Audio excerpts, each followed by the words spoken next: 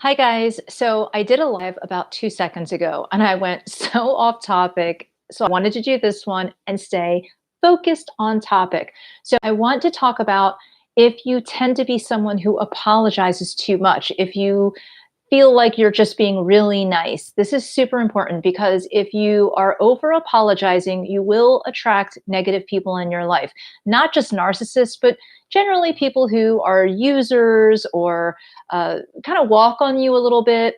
This can come from different types of attachment styles. And I do have a video on it that I'm editing soon, not super soon, but soon enough. And I will post that and I will connect it here as well. But the bottom line is, oh, actually, if you subscribe and hit the bell, you're going to get the notification for it. So please do that. But anyway, if you are someone who is apologizing too much for yourself, for the way you look, for your home, like for instance, right now, I could say to you, hey guys, I'm sorry. It's a mess in here. But you know what? We're in a pandemic and there's cleaning supplies down there. I'm not going to apologize for that. So it might not be the most beautiful thing. Hi, Cheryl. How are you? How are you? It might not be the most beautiful thing to look at, but it is what it is, right? So if I were a different type of a person and really apologizing for uh, whatever, be it my hair, glasses, whatever it is, you might perceive me differently. And if you were toxic, you would try to take advantage of me. That's always what happens when, and people wonder, how can someone so nice end up with a narcissist? Like, what is it that we're doing? And I'm not saying that it's just people that are apologetic, but being apologetic is apologizing for who you are. Now, women especially tend to do this. Men do too. I think men just don't go to therapy as much, but women tend to do this. I'm going to tell you. They tend to minimize what I call like their greatness. Okay. So if you're a woman who laughs, has like a really hearty laugh, you laugh really loud, and people have told you, oh, that's not ladylike. Don't laugh so loud, or don't do this, don't do that, or dress a certain way, be a certain way, dress classy, do this, do that. You will start to feel more and more and more like you're in a box. You will not develop your own style, maybe. Now, all of this really matters in your emotional health. Okay. Now, I'm not talking about, like, I have some great women that I follow, and I will put their links down below. I'm not talking about like Marie, who talks about being chic and elegant, or Justine. I'm talking about people who say, you can't wear this because you're going to be X, Y, and Z, or you can't laugh that way, or you can't have this type of a job, or you can't be a mom and work, or whatever craziness that people bring up to you. Women tend to, when they're young, very young as girls, tend to believe that they have to be a certain way to either be attractive or to be attractive in society, to be accepted. More so, I believe, than men. I think men tend to, they're allowed to be as loud as they want. In fact, maybe it's the opposite. They're not allowed to show their sensitivity as much and take on some of the traits that might be seen as more female, and women are not allowed, or girls are not allowed to be seen as more strong or more even affluent. You know, a woman being affluent is seen as odd. I have had many, many, many times in my life where I have been told by people that I thought were closer to me than they were that perhaps I have what I have because of my husband. Like, all of my year, and he laughs at that because he knows that I, from the age of 20, was self-employed. So it's in our almost like society DNA that women would not be as affluent or as independent, which is crazy because women were the original shaman, right?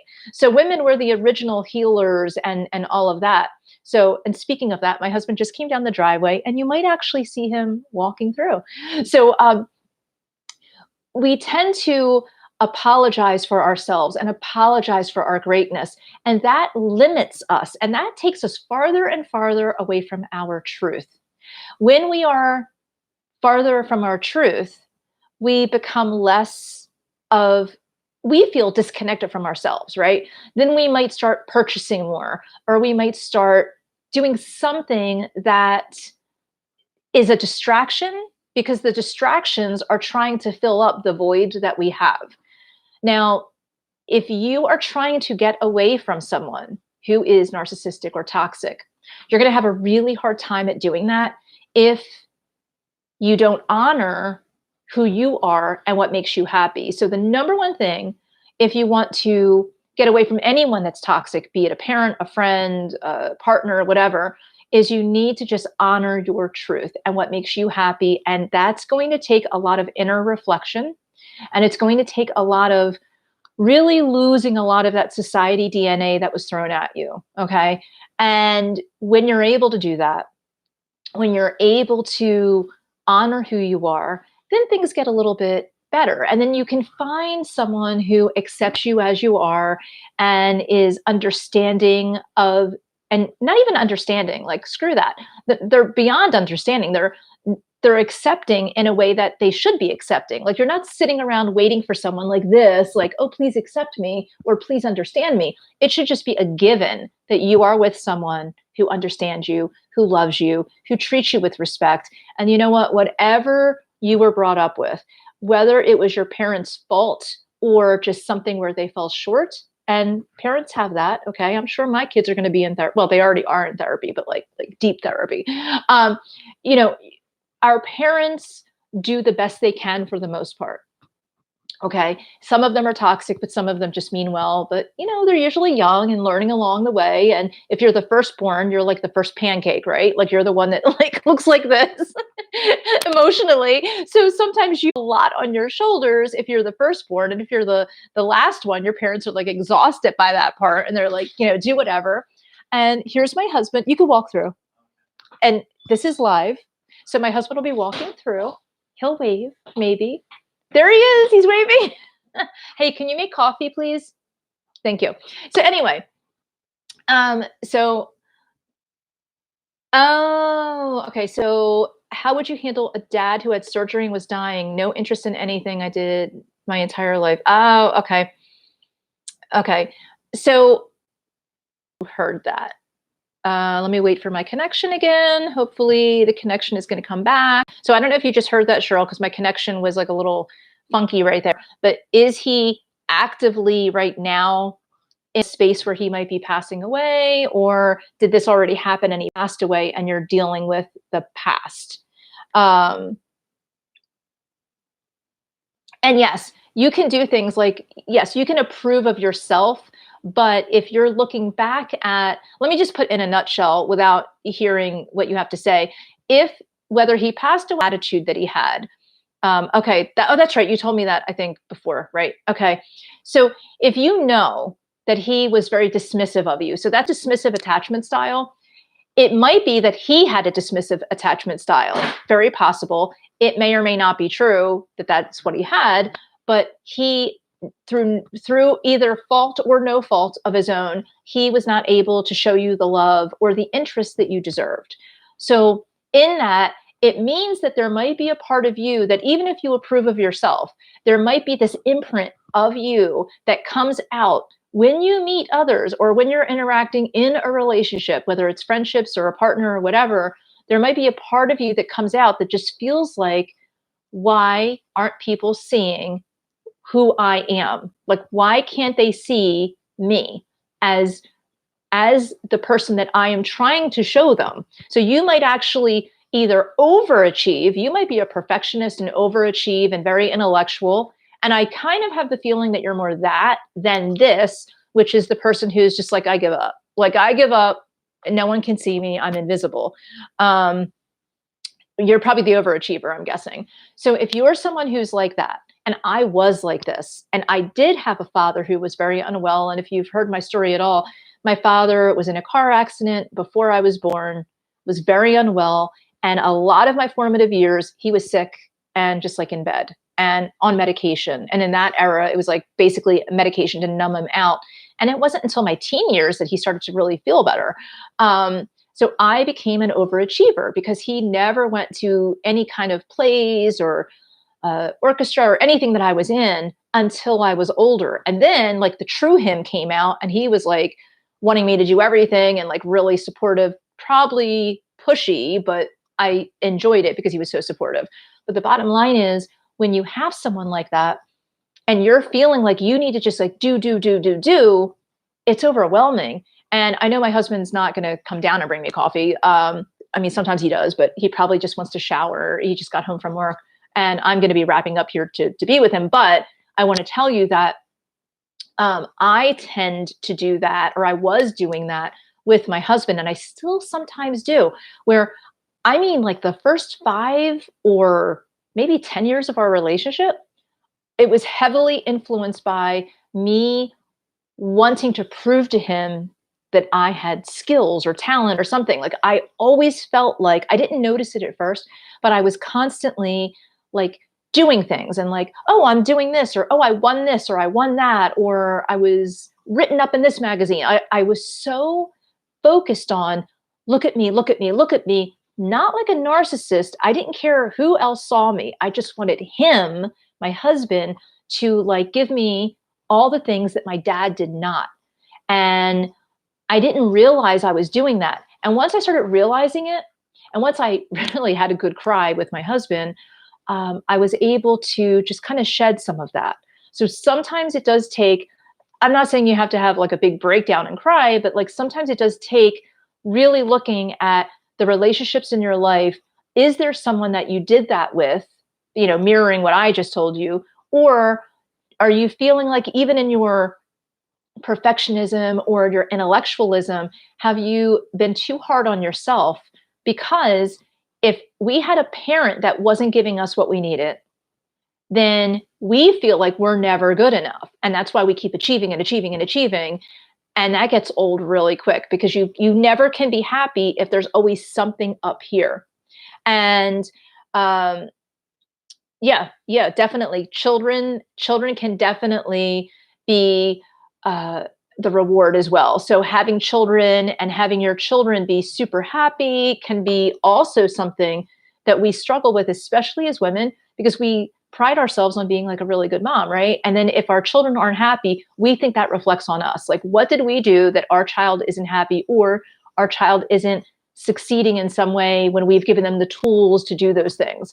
So it can be really tough. And it's overwhelming, but a lot of times, like, I just want women, especially, and men watching too. And I know that, men tend to not get therapy or support as much. And I don't want to negate men from this, but I know women have this problem a lot. Okay. But women tend to apologize for themselves, even when they're high achievers. In fact, maybe more when they're a high achiever, because they're never living up to, like, as a high achiever, you're never living up to your own hype. You're always saying like, but I could have done better. I could have this, I could have that. And you can't do that to yourself.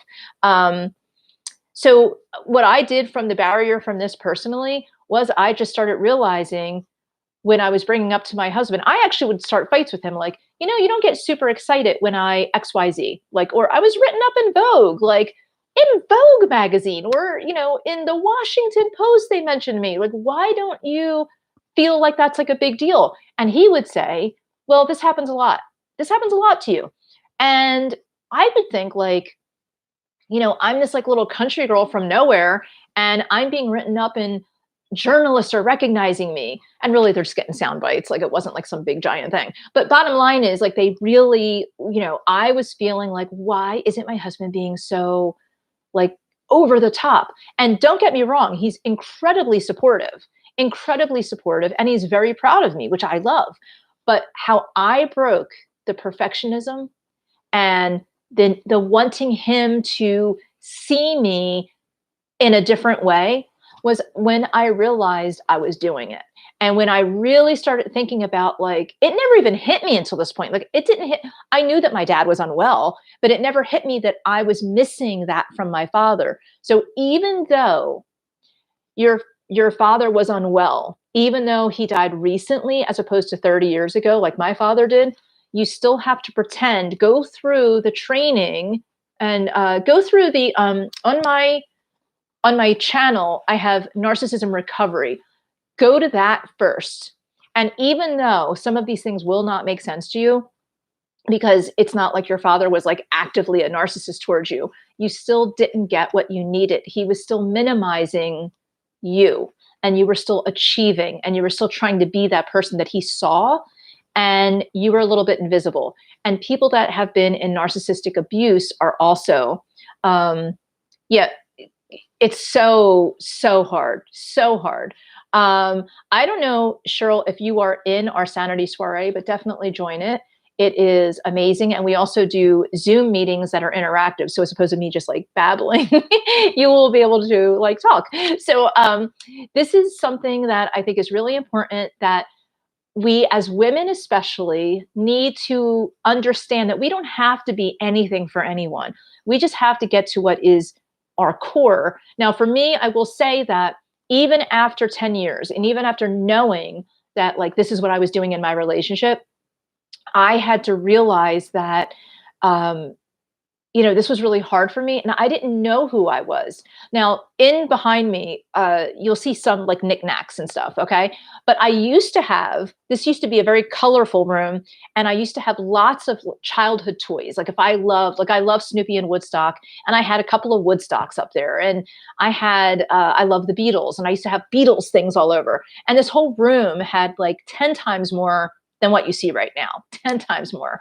And a lot of it was child or teenage focused. And I realized for me that when I started really going through this and cleaning all of that up, and I still kept it, but as I cleaned it up, it hit me that I was hanging on to childhood. So I was basically, as I assess it myself, I was basically this adult preteen looking for affirmation and constantly being career focused and achieving, and also being really hyper focused on my children. And as soon as I realized I didn't have to compete with myself or anybody else, life got really easy, and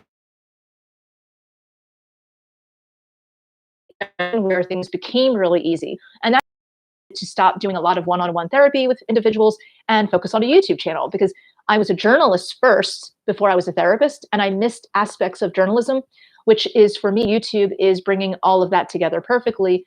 And I don't feel a need to compete. Like I don't care. I mean, I love having subscribers, but I don't care. Like I don't have this like I need to have 10,000 subscribers or I need 100,000 subscribers. I don't have like giant financial goals. I just have the goal of I want to do what I want to do and I want to enjoy myself. Do I have general goals? Like, yes, I want to grow the channel, but I don't have it where it's going to kick me in my own butt. You know what I'm saying? Like before, I used to feel like, oh my gosh, I need 500 subscribers. And if I did not have 500 subscribers, it would tear me apart. And then when I got 500 subscribers, it was like, I need 1,000 subscribers. And it was always that like next carrot that I was going after, where now I'm like, whatever. I want people happy and I want as many happy people around me, but I feel like I've moved on from certain areas of my life. That being said, there's another area of my life, which is my husband, that I need to get to. So I'm going to wrap up here, and I'm going to definitely put the other video when I have it edited in this video, but also subscribe and ring the bell so that you get that next video, which I'm going to be editing probably tomorrow. And that's it. I'm going to go make dinner now. And I hope you guys all have a really great day. Please stay safe, stay away from toxic people, and really focus on creating your own sense of authenticity to such an extent that you don't care if you offend anyone. Of course, don't be mean, but be your own activist. So on that note, I'm going to go. I will talk to you guys very soon. Bye, Cheryl.